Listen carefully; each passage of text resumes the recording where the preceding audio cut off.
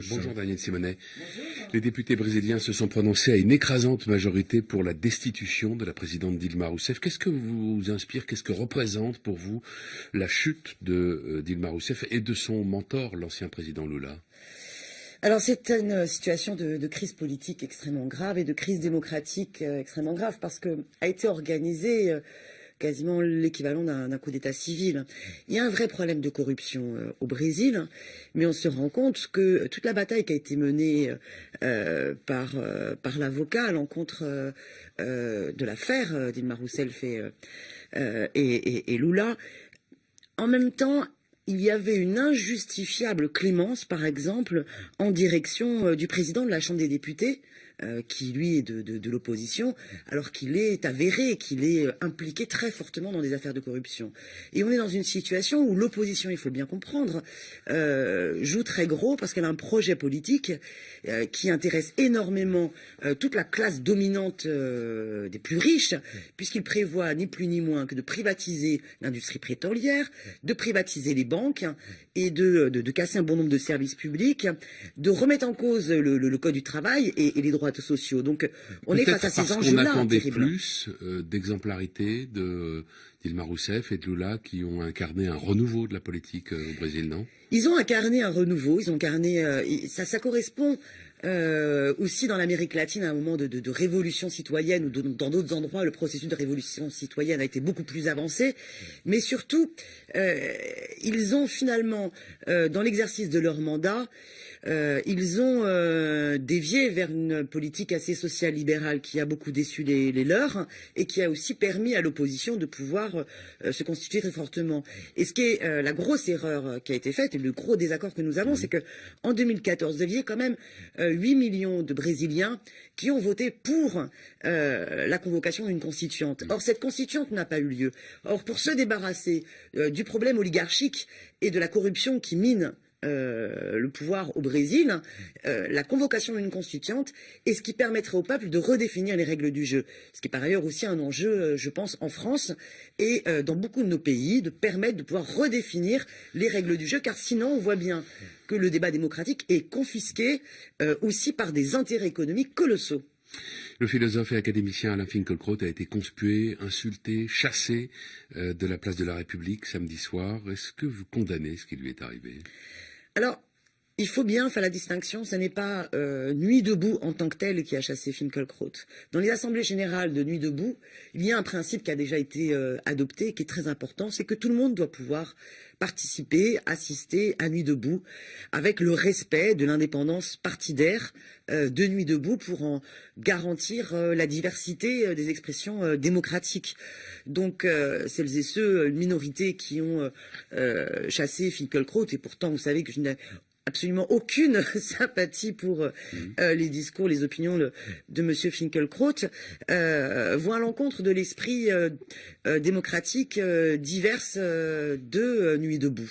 Et d'ailleurs, moi je salue l'implication de ceux qui sont dans l'organisation du service d'ordre sérénité de Nuit debout et qui ont aidé à protéger Finkielkraut pour qu'il puisse sortir sans problème, quoi. Après, je dénonce aussi les exagérations qui ont été dites là-dessus. Il n'y a eu absolument aucun propos antisémite à l'encontre de M. Finkielkraut au moment au moment où les gens lui ont demandé de partir, hein, dans ce que je vois en tous les cas des films, puisque je n'étais pas sur place. La ministre de l'Éducation nationale, Najat Vallaud-Belkacem, disait ce week-end que les violences portent une atteinte terrible à l'image de ce mouvement Nuit debout. Il ne faudrait pas, disait-elle, que l'emportent au sein de ce mouvement les antidémocrates, les nihilistes et les auteurs de débordements. Qu'est-ce que vous en attendez, vous, de ce mouvement? Alors, moi, ce que j'attends de ce mouvement, d'abord, je suis ravie de ce mouvement, puisque ce mouvement Nuit debout s'inscrit déjà dans la durée, pas simplement place de la République, mais à la fois sur un très grand nombre de villes, y compris des petites villes. Et maintenant, vous avez aussi des communes limitrophes de Paris où des Nuits debout se développent. Et vous allez voir très rapidement qu'il y aura des Nuits debout aussi dans les quartiers. Donc, Nuit debout, à la fois, exprime ce rejet de la loi El Khomri, cette exigence du retrait de cette loi, qui est la loi la plus grande régression sociale de la Ve République, mais plus globalement, une aspiration démocratique à repenser autrement les choses. Sur la problématique de la violence, que le gouvernement arrête son hypocrisie totale. Parce que l'usage de la violence et de la répression a été d'abord celui de la répression policière, instrumentalisée par le gouvernement pour décrédibiliser à la fois la jeunesse quand elle manifeste et décrédibiliser les mouvements Nuit debout. Maintenant, oui, il y a un débat à l'intérieur de Nuit debout sur les méthodes. Et je pense, j'ai toujours été convaincu que les méthodes de la non-violence sont bien plus efficaces et bien plus radicales pour contester le système. Un sondage accablant pour le président de la République réalisé après l'émission télévisée de jeudi dernier et publié ce matin par nos confrères du Figaro. Selon cette enquête, François Hollande serait éliminé de l'élection présidentielle dès le premier tour en 2017, quels que soient ses adversaires, et il serait même devancé par Jean-Luc Mélenchon dans certains cas de figure. Quels enseignements en tirez-vous, hormis le fait que, sans doute, Mélenchon doit continuer? Oui, Jean-Luc Mélenchon doit continuer et j'invite vraiment toutes celles et ceux qui nous écoutent à appuyer sa candidature sur le site internet jlm2017.fr. Ça y est, les courbes s'inversent. Jean-Luc Mélenchon, à un an de l'élection présidentielle, à un an des élections présidentielles, Jean-Luc Mélenchon est en capacité d'être celui qui sera en tête de la gauche. Mais vous verrez, il sera au deuxième tour, j'en suis convaincu. Car un an avant la présidentielle de 2012, Jean-Luc Mélenchon était considéré à 3% dans les sondages et il a terminé à 11% dans les sondages. Aujourd'hui, il est en train de talonner François Hollande. Donc il sera en capacité d'être en deuxième tour. Et vous verrez qu'il pliera Madame Le Pen dans les urnes. Par contre, qu'est-ce que ça signifie? On voit bien que M. Hollande, depuis le début de son quinquennat, n'a fait que trahir celles et ceux qui ont voté pour lui, en menant une politique, finalement, une politique de droite, qui désespère le peuple, qui divise la gauche, qui divise son camp et qui le décrédibilise complètement. Donc voilà, Marine Le Pen va être pliée, avez-vous dit, par Jean-Luc Mélenchon. Il l'avait déjà promis, ça. Il ne l'a pas fait. Là, pour l'instant, dans ce sondage, elle est donnée largement en tête et elle passe au deuxième tour, sauf si Alain Juppé est le candidat de la droite où elle n'est pas en tête.